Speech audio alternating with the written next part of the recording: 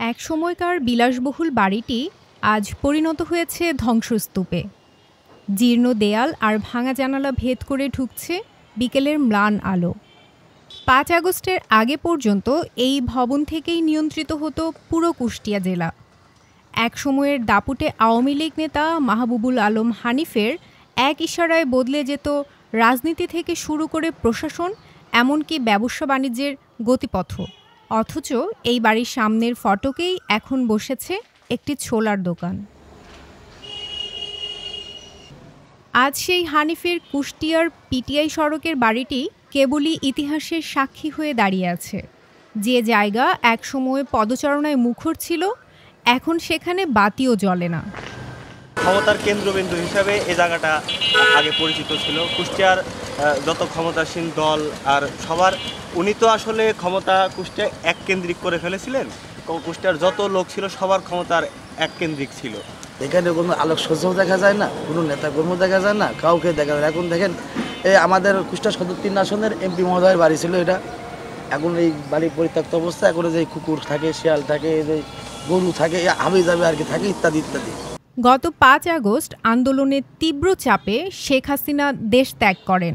এরপরেই বিক্ষুব্ধ ছাত্র জনতা ও স্থানীয়রা মিলে হানিফের বাড়িটি ভেঙে দেয়। পরবর্তীকালে বুলডোজার কর্মসূচিতেও সেটির কিছু অংশ গুঁড়িয়ে দেওয়া হয়। এক সময়ের ক্ষমতার কেন্দ্র আজ ধ্বংসস্তূপ ছাড়া আর কিছু নয়। অনেকে এটিকে কর্মফল বলেও মনে করছেন।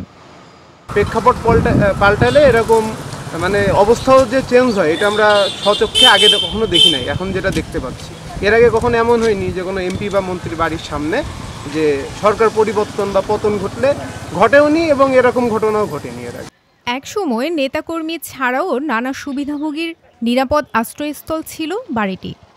মাত্র কয়েক বছরের ব্যবধানে পরিস্থিতি এমন যে দিনের আলোতেও এই বাড়িতে এখন ভয়ের ছায়া। কক্ষ জুড়ে পড়ে আছে ভাঙা টাইলস, ধসে পড়া দেয়ালের অংশ আর ফেলে রাখা ময়লার স্তূপ। যে জায়গা ছিল রাজনীতির নির্দেশ কেন্দ্র, আজ সেটি মাদকসেবীদের আশ্রয়। বাড়ির সামনে ছোলার দোকান, কখনো ছাগল গরু ছাড়াও কুকুর চড়ে বেড়ায়। দৃশ্যটা সত্যিই অবিশ্বাস্য। স্বৈরাচারী যারা করবে এরা কোনোদিনই চিরস্থায়ী হবে না।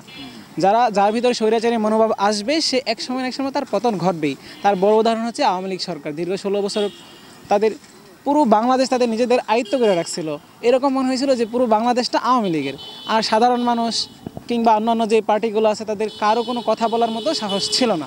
একটা সময় কুষ্টিয়ায় সব রাজনৈতিক দলের জন্য রাজনীতির মাঠ সমান ছিল, কিন্তু মাহবুবুল আলম হানিফ আসার পরই সেই দৃশ্যপট পুরোপুরি পাল্টে যায় বলে জানালেন বিএনপির এই নেতা।